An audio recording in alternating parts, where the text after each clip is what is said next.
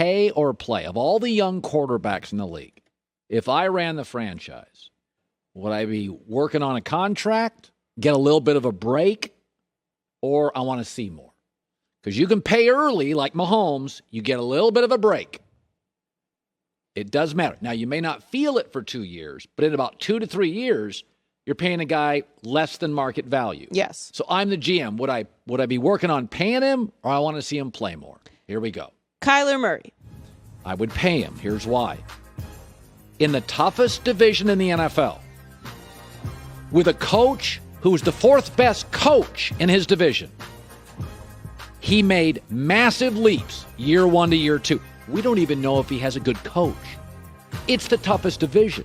By the way, he averaged 331 yards per game, running and throwing. Second most in the NFL before he got hurt.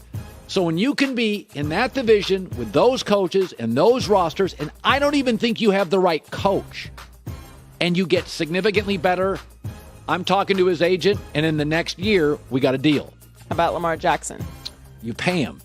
Okay, we all know he was MVP. We all know he wins 80% of his games. I've said that multiple times. Here's the other thing that matters.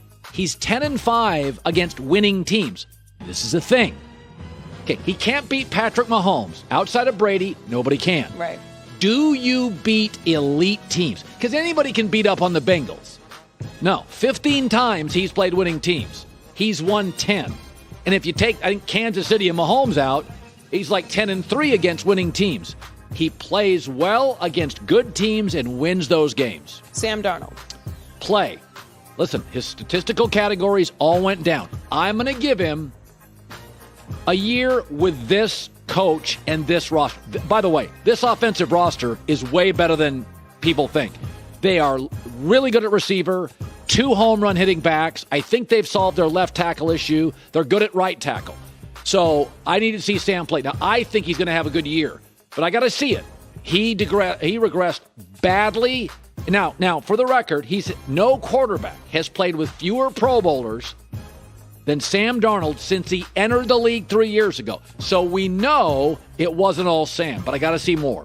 Joe Burrow. Got to play more. Listen, that was a bad injury. MCL tear, ACL tear, and now there are reports he's not playing with a ton of confidence. I think he's the guy, but I gotta need another 12, 15 starts and see how he deals with that injury coming off it. Baker Mayfield. Close, but I'd say I'll play a little bit more. No quarterback in the NFL has thrown more interceptions than Baker Mayfield since he was drafted. I don't love his judgment. I've said before, I think he lacks maturity. It's never been about his talent. Never. His interceptions, there's a connection to his lack of judgment off the field. A little too cocky for my taste. But excellent O-line. He's got leverage because Cleveland's not getting rid of a quarterback that goes to the playoffs back-to-back years, and Cleveland's going to make the playoffs. Should. So I need to see him play more. I want to see how he handles success. Give me till Thanksgiving and all of a sense of, did Baker in good shape? Is he a grown-up? Can he handle success? My guess, though, 80 to 20%, they're going to pay him. Drew Lock. Play more. I don't buy it. He just throws a ton of picks. I don't like his judgment.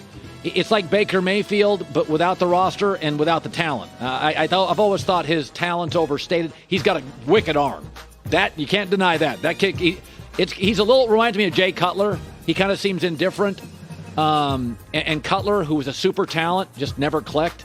I think you're looking at a less talented Jay Cutler, and that to me is I'll give you another 12 games, but I'll be honest with you. I'd give him about 8. I'd give 8 or 9 games. You don't know that Deshaun Watson situation? I'd give him about 8 or 9 games, and if I'm Vic Fangio, if I'm the GM, I don't have any interest watching the Chargers and the Chiefs dominate this division for the next 10 years. I'd be on it. Speaking of the Chargers, Justin Herbert. Just pay him. Does everybody understand what he did last year? He set every rookie quarterback record ever with the worst-rated offensive line in the league. That is impossible. You're throwing 30 touchdown passes behind the worst offensive. Ask Daniel Jones what it's like to play behind a bad offensive line.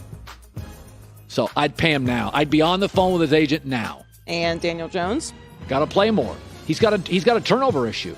Joy, he's fumbled 29 times in 27 career starts. Now, does not have a great offensive line. Right. But let's juxtapose that to Herbert, who was unbelievable right out of college. Now, we're with Daniel Jones now, we're getting to a point like you start watching September and October, and if he can't solve this turnover issue, it's time to get on the phone. I mean, he's 0-8, by the way.